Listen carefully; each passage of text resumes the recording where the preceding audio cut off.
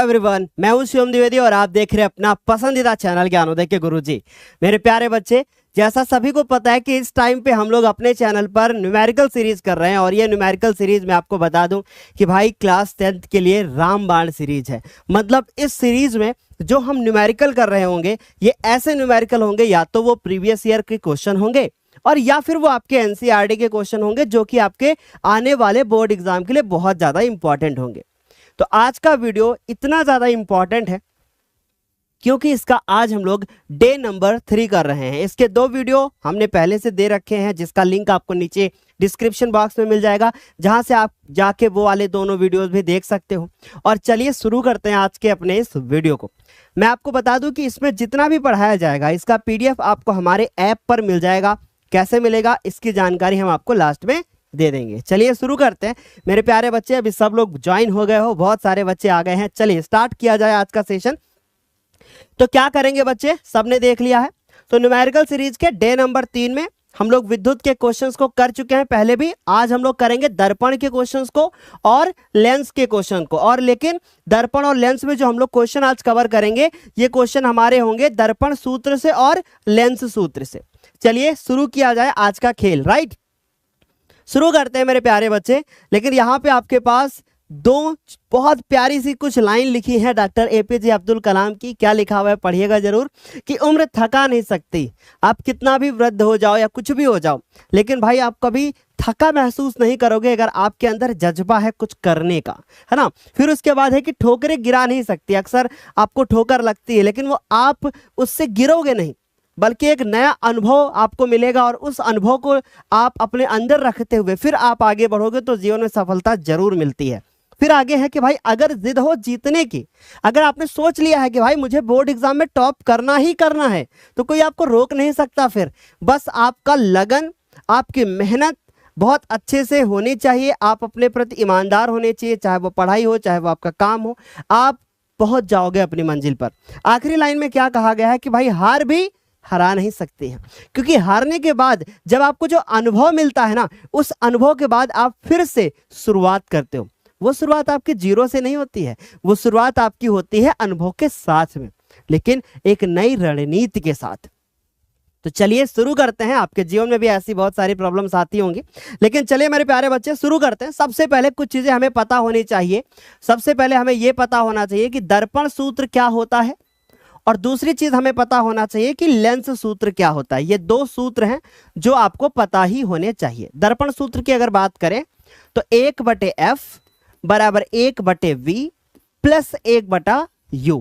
दर्पण में क्या होता है कि भैया यहां पर बीच में प्लस होता है, और f क्या होता है, ये हमारी फोकस दूरी होती है किसकी, दर्पण की। जो भी दर्पण होगा, अगर हम v की बात करें तो ये प्रतिबिंब की दूरी होती है, अगर हम u की बात करें तो ये वस्तु की दूरी होती है। अगर हम लेंस के फॉर्मूले की बात करें तो 1/f बराबर 1/v माइनस 1/u।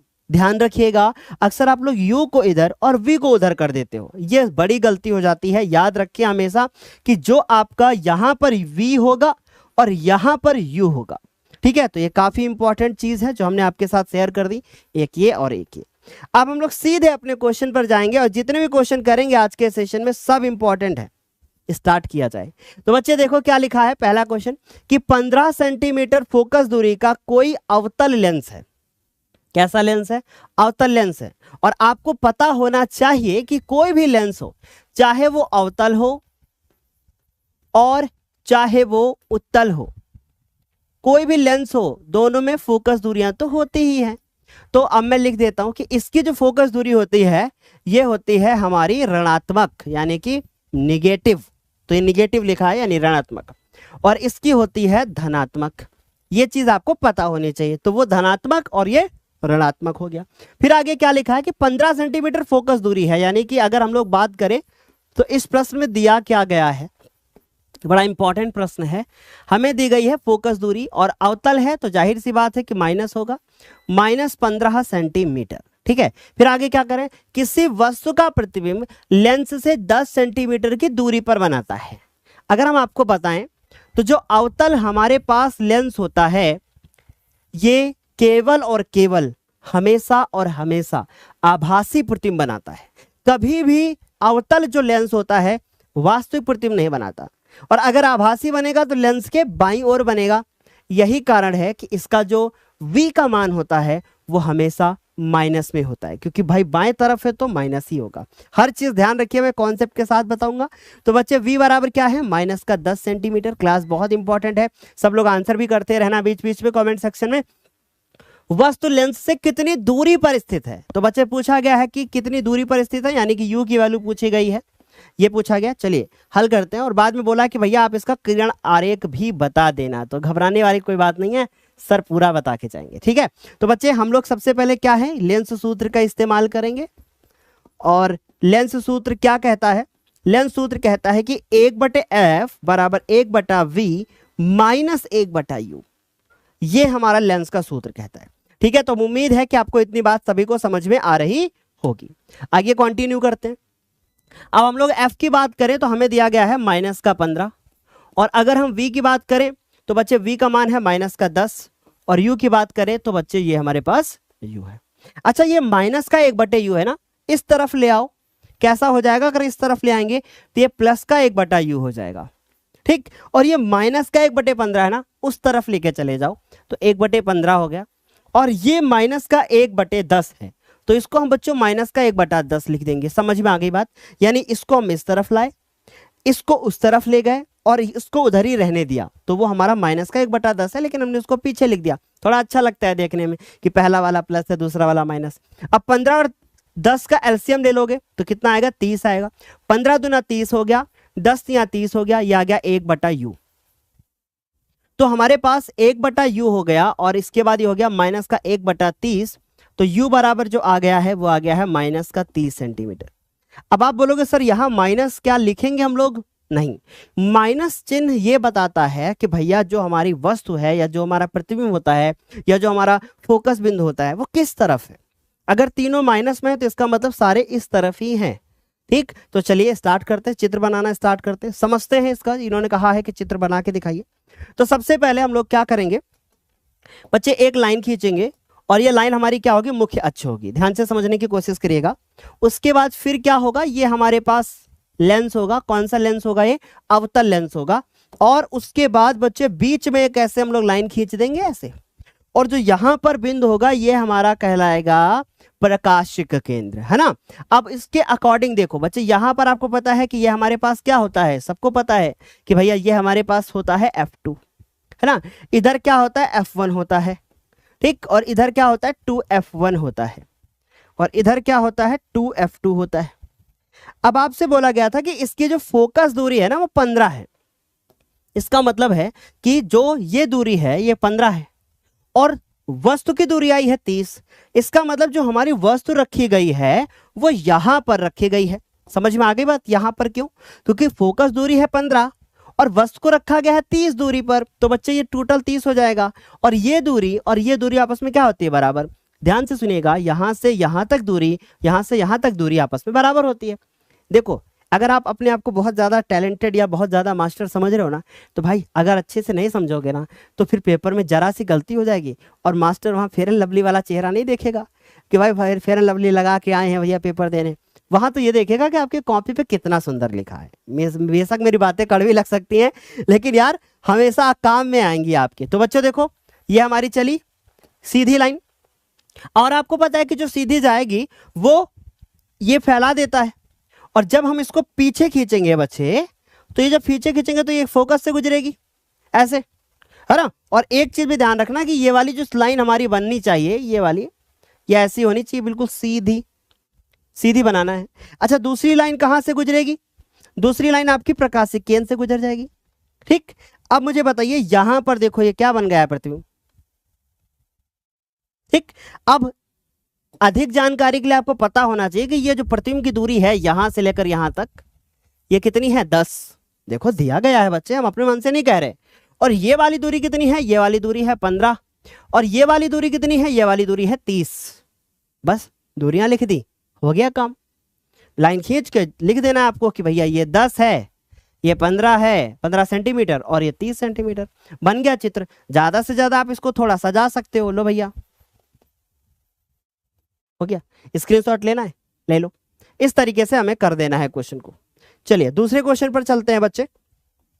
दूसरा क्वेश्चन क्या है कि 20 सेंटीमीटर फोकस दूरी वाले एक उत्तल दर्पण के सामने कोई वस्तु 40 सेंटीमीटर की दूरी पर रखी है ना। क्या कह रहे हैं कि 20 सेंटीमीटर फोकस दूरी वाले उत्तल दर्पण है। इस बार दर्पण आ गया, अभी तक क्या कर रहे थे हम लोग, लेंस कर रहे थे, इस बार क्या आया है, दर्पण, वो भी कौन सा, उत्तल।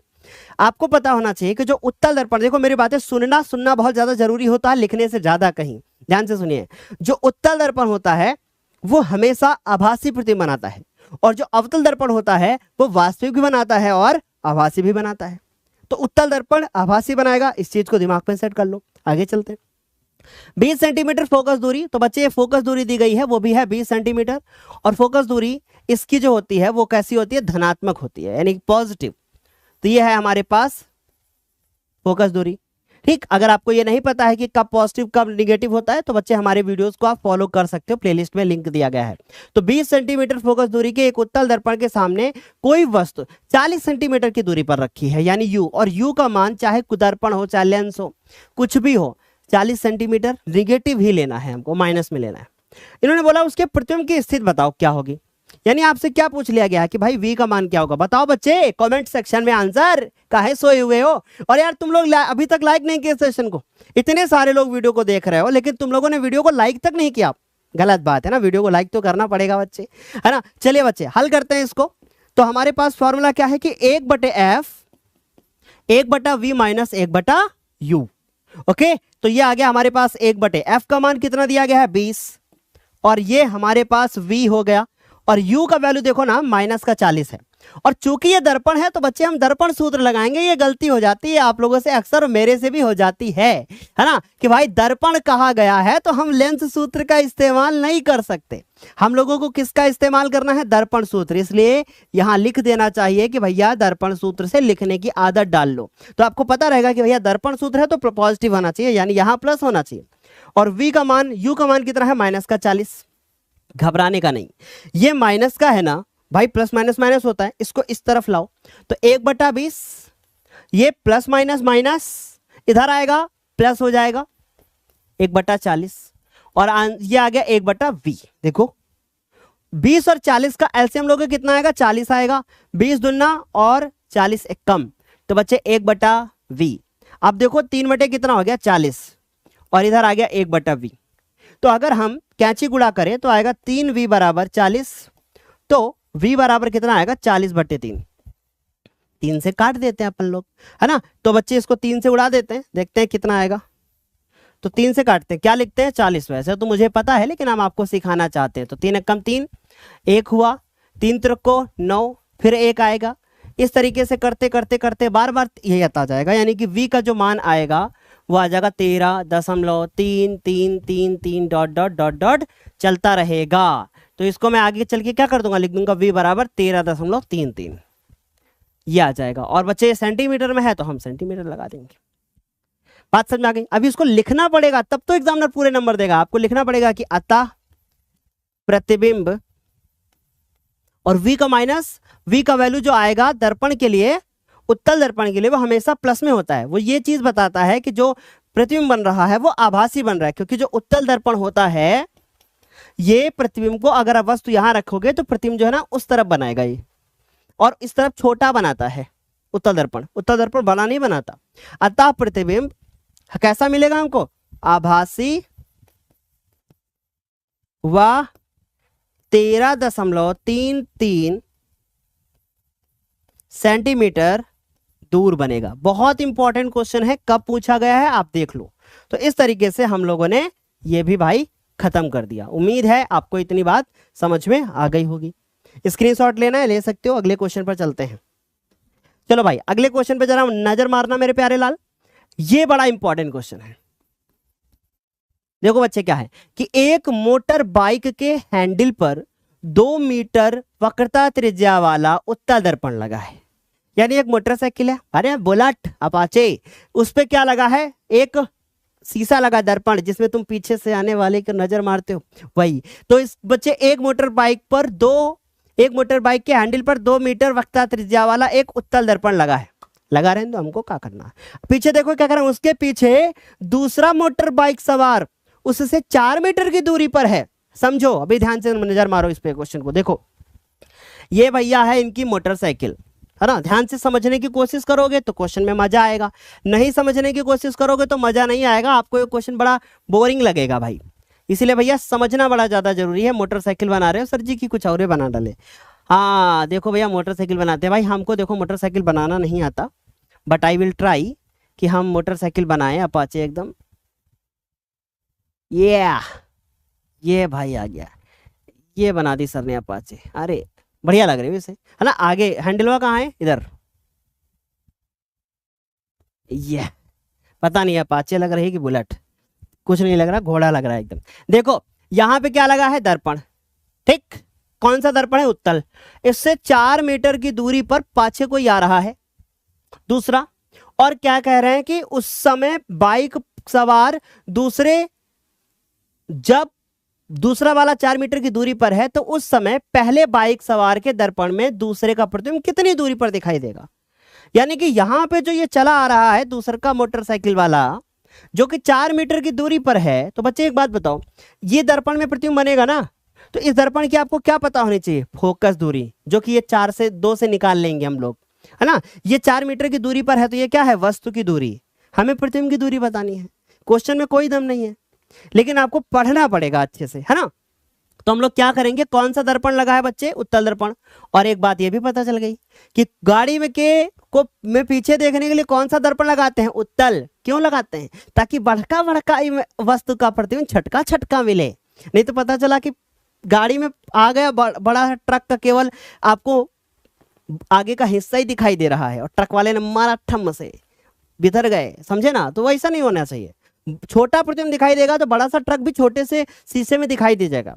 और पता चला कि भैया बड़ा दिखाई देगा तो पता चला कि ट्रक तो आ रहा है, ट्रक का शीशा ही नहीं दिखाई दे रहा है उसमें, बाकी तो छोड़ दो, है ना। तो इसलिए छोटा ये क्वेश्चन बनता है पेपर में कि गाड़ी में कौन सा होता है, पीछे का शीशा देखने, पीछे का वस्तु देखने के लिए उत्तल दर्पण। बता दोगे ना, क्योंकि वो छोटा बनाता है प्रतिबिंब। तो बच्चे सबसे पहले इन्होंने दे रखा है वक्रता त्रिज्या, जो कि दे रखी है 2 मीटर। अब चूंकि ये उत्तल है तो प्लस में होती है, तो F बराबर क्या होता है, R/2 होता है। और R का मान इसमें दिया गया है 2/2 हो जाएगा, नहीं F का जो मान आ जाएगा वो आ जाएगा 1 मीटर। और ध्यान दीजिए कि ये सब मीटर में दिया गया है। फिर क्या करें, 4 मीटर की दूरी पर कोई दूसरा आ रहा है पीछे, यानी कि ये क्या है, U, वस्तु की दूरी, ये है 4 मीटर।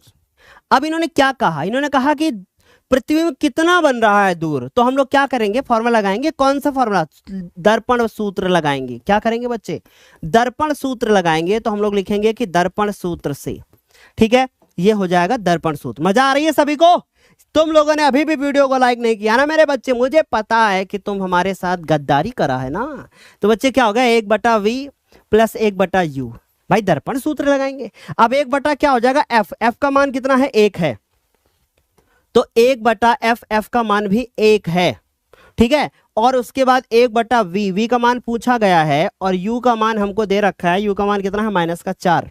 कोई बात ना, 1/v को उधर रखो, यहां से आएगा 1/1, है ना। फिर उसके बाद 1/1 को 1 भी लिख सकते हो, बट ये माइनस है ना, देखो प्लस माइनस माइनस, इधर आएगा तो क्या हो जाएगा, प्लस हो जाएगा। जैसे अभी हमने इसमें किया था, देखो प्लस माइनस माइनस हुआ था, इधर आके प्लस हो गया था। तो वही काम कि प्लस माइनस माइनस, इधर आके फिर से क्या हो जाएगा, माइनस हो जाएगा, है ना। देखो ये तो काम इधर किए थे कि प्लस माइनस माइनस, इधर आके प्लस में हो गया था। तो क्या करेंगे, प्लस माइनस माइनस इधर आके प्लस में हो जाएगा, तो 1/4 हो गया। एलसीएम ले लो इसका, 4 आएगा, 1 चौको 4 होगा, 4 एकम 4 होगा, और इधर आ जाएगा 1/v। क्लियर, आ गई बात समझ में। तो हम लोग इसको जोड़ेंगे तो 5/4 आएगा, 1/v बराबर, तो v बराबर आ जाएगा 4/5। भाई उल्टा भी तो करेंगे ना, ठीक, 4/5, 4/5 क्या, मीटर। बट अभी हम इसको और हल करेंगे, तो क्या करेंगे, 4 लिखेंगे, 5 से भाग देंगे, दशमलव लगाएंगे, 0 बढ़ाएंगे, तो 5 8 40, ठीक। तो कितना बार में जाएगा, 0.8 मीटर, है ना। v बराबर, या आप लिख सकते हो v बराबर 80 सेंटीमीटर, ये भी सही होगा। तो उम्मीद है यहां तक तो कोई समस्या ना हुई होगी, आसानी से सब समझ में आ गया होगा। चलिए आगे चलते हैं बच्चे। अगला क्या है हमारे पास कि एक वस्तु 10 सेंटीमीटर फोकस दूरी के किसी अभिसारी लेंस, अभिसारी लेंस क्या होता है? अगर अभिसारी दर्पण आ जाए तो अवतल दर्पण होता है, और अगर अभिसारी लेंस आ जाए तो उत्तल लेंस होता है। अभिसारी का अर्थ होता है प्रकाश की किरणों को झुकाने वाला, और दर्पण में झुकाता कौन है? अवतल, और लेंस में झुकाता कौन है? उत्तल। तो याद रखिएगा, अभिसारी लेंस का मतलब उत्तल लेंस, और अभिसारी दर्पण का मतलब अवतल दर्पण। गलती हो जाती है, हमको पता है, पहली बार जाने होंगे अभिसारी का मतलब। अभिसारी का मतलब तो पता होगा, बट यही बताया गया होगा कि भाई अभिसारी का मतलब होता है उत्तल, बट वो लेंस के लिए सिर्फ होता है। दर्पण की बात करेंगे तो अवतल दर्पण हो जाएगा, समझे ना? याद रखिएगा।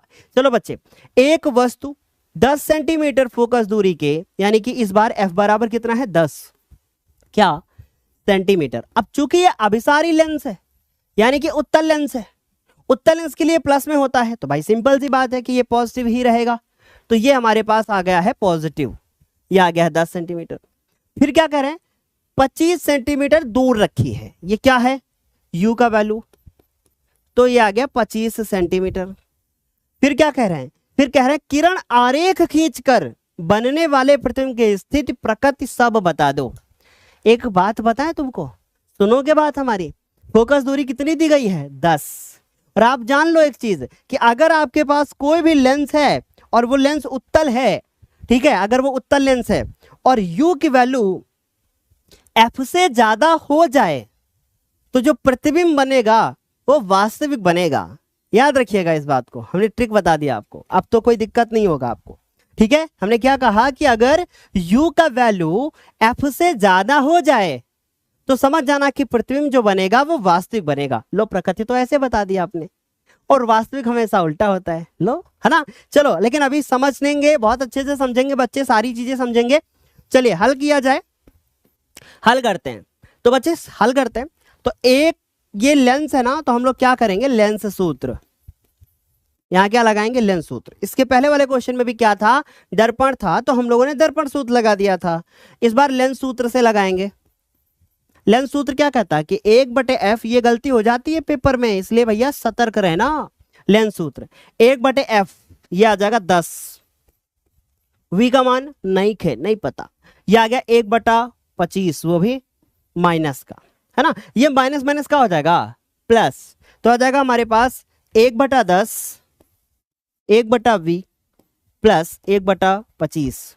तो 1/10 1/25 बराबर, और ये आ गया हमारे पास 1/v। ठीक, एलसीएम ले लेते हैं। 10 और 25 का कितना आ जाएगा? 50। तो 10 बचे 50, 25 दूना 50, ये आ गया 1/v। तो ये आ जाएगा 3/50 बराबर 1/v। तो v बराबर आ जाएगा 50/3। भाग दे दो, 16.6666666 है, 6 आएगा। तो बच्चे v बराबर कितना हो जाएगा? 16 बार बार 6 आ रहा है ना, तो एक 6 को उठाओ, इसमें जोड़ दो, यानी कि क्या कर दो? 6.7। क्या करते हैं? देखो, जब कभी भी बार बार 6 आ रहा हो तो इन देखो, इस 6 को हटाना है तो यहाँ 7 बनाना है, इस 7 को हटाना है तो यहाँ पर भी 7 बन जाएगा, फिर इस 7 को हटाना है तो यहाँ 7 बन जाएगा, यानी 16.67 सेंटीमीटर। और ये बताओ प्लस में आया कि नहीं? और प्लस में आने का मतलब है कि प्रतिबिंब उस तरफ बनेगा, उस तरफ प्लस में होता है, इस तरफ सारी चीज माइनस में होती है। अब इन्होंने कहा था कि किरण आरेख देख के बताना, तो सबको पता है कि भैया देखो, ये F1 होता है इधर और F2 होता है इधर। याद रखिएगा, अवतल में F1 उधर इधर होता है और F2 इधर होता है, ये भी कोई बताता नहीं है। सही कह रहे हैं कि नहीं बच्चे कि F1 F2 किधर होगा? बहुत सारे मास्टर ऐसे बता दिए होंगे कि F1 जो होते हैं वो हमेशा इधर होते हैं और F2 हमेशा इधर होते हैं। जब हमको भी कभी अज्ञानता रही होगी तो हमने भी ऐसे ही कभी पढ़ाया होगा ना, लेकिन भाई हमने जब इसको दूसरी बुक में उठा के देखा, एनसीईआरटी को फॉलो किया, अदर बुक्स को फॉलो किया, आईसीएसई बोर्ड को फॉलो किया, यूपी बोर्ड देखा, बिहार बोर्ड देखा, तब मेरे को पता चला अच्छा ऐसा होता है। तो बच्चे F का मान कितना है? 10, यानी यहां से यहां तक 10। ध्यान से समझिए, क्या? यहां से इस प्रकाशिक केंद्र से, इस प्रकाशिक केंद्र यहां से यहां तक 10 और यहां से यहां तक 10, तो ये टोटल हो गया 20, यानी कि जो वस्तु हमारी है वो 2f से भी दूर है, तभी तो 25 है भाई, तभी तो 25 है ना। ये 10 20 और ये टोटल हो गया 25। अब उसके बाद ये भी तो ध्यान में रखना है हम लोगों को, ये चली चली प्रकाश किरण चली, ठीक है, कहां से गुजरी, फोकस से गुजरी। अगली प्रकाश की किरण कहां से गुजरी, अगली प्रकाश की किरण प्रकाशिक केंद्र से गुजरी, और जहां से गुजरी, जहां पे काटी, वहीं पे प्रतिबिंब बनाई दी। तो इसका मतलब ये क्या बन गया प्रतिबिंब, ये आ गया ए, ये आ गया बी, ये आ गया ए डैश, ये आ गया बी डैश। अब मुझे एक बात बताओ कि प्रतिबिंब कहाँ बने थे, प्रतिबिंब कहाँ बन रहा है, प्रतिबिंब हमसे पूछा गया है, क्या पूछा, कहाँ बन रहा है। तो हम लोग लिखेंगे कि जो हमारा प्रतिबिंब बन रहा है वो लेंस की दूसरी तरफ, लेंस की दूसरी तरफ कहाँ, 16.67 सेंटीमीटर दूर, दूर कहाँ, F2 2F2 के बीच बनेगा, है ना बच्चे, बीच बनेगा। फिर क्या है पूछा, प्रकृति बता दो बच्चे। प्रकृति में क्या बताया जाता है, प्रकृति में बताया जाता है कि आभासी बनेगा या उल्टा बनेगा या फिर वास्तविक बनेगा, क्या होगा ना, ये सब पूछता है। तो वास्तविक बन रहा है, देख रहे हो आप लोग, उस तरह बन रहा है। और वास्तविक चीज हमेशा कैसी होती है, उल्टा होती है। तो वास्तविक हमेशा क्या होता है, उल्टा होता है। हो गया हमारा काम, आ गई बात समझ में, मजा आ रहा है सभी को, जल्दी बजाओ इतना बच्चे, कोई दिक्कत किसी को, परेशानी नहीं ना। चलो भाई एक क्वेश्चन और करते हैं, बहुत ही मजेदार वाला क्वेश्चन। ये हमारे पास है क्वेश्चन, और यार ये क्वेश्चन एनसीईआरटी बुक का है और ये बहुत इंपॉर्टेंट क्वेश्चन है, ये महा इंपॉर्टेंट क्वेश्चन है। क्या लिखा है कि एक ऑटो वाहन में पीछे से आने वाले किसी अन्य वाहन को देखने के लिए 6 मीटर वक्रता त्रिज्या वाला एक उत्तल दर्पण लगा है। ये तो वही जैसा क्वेश्चन अभी किए हो, कुछ कुछ वैसा है, लेकिन थोड़ा वैल्यू चेंज है, इंपॉर्टेंट है, नंबर आपको सेम टू सेम पेपर में मिल जाएंगे। क्या कह रहे हैं, बहुत ध्यान से सुनना, एक इसमें बड़ी इंपॉर्टेंट ट्रिक है जिसको फॉलो ही करना पड़ेगा, नहीं करोगे तो फंसोगे। और देखो बताऊंगा अभी, मैं बीच में बोलूंगा कि भाई यही चीज इंपॉर्टेंट थी। क्या कह रहे हैं कि एक ऑटो वाहन में पीछे से आने वाले किसी दूसरे वाहन को देखने के लिए 6 मीटर वक्रता त्रिज्या का एक उत्तल दर्पण लगा है। यानी इस बार जो वक्रता त्रिज्या दी गई है वो दी गई है 6 मीटर। कितना है, 6 मीटर, 6 मीटर वक्रता त्रिज्या का एक उत्तल दर्पण लगा है। और उत्तल दर्पण की वक्रता त्रिज्या हमेशा प्लस में लिखते हैं। फिर उसके बाद क्या कह रहे हैं, ये हो गई इतनी बात। आगे इन्होंने क्या कहा, आगे देखो, किस ई समय एक वाहन 6 मीटर की दूरी पर है, यानी कि किसी समय एक वाहन जो है वो 6 मीटर की दूरी पर है, यानी कि u बराबर -6 मीटर। आगे बताओ, कह रहे हैं उस समय दर्पण में दिखने वाले उसके प्रतिबिंब की स्थिति और आकार की गणना करो। सिंपल सी चीज है कि भाई f बराबर, इसी तरीके का एक और क्वेश्चन है सेम टू सेम, वो मैं आपको बताऊंगा अभी, इसमें वो ट्रिक ना है। तो f बराबर आ जाएगा 3 मीटर। क्यों, क्योंकि इसका आधा हो जाता है। हम लोग यहां से हल कर देंगे, आसान है। क्या लगाएंगे, दर्पण सूत्र।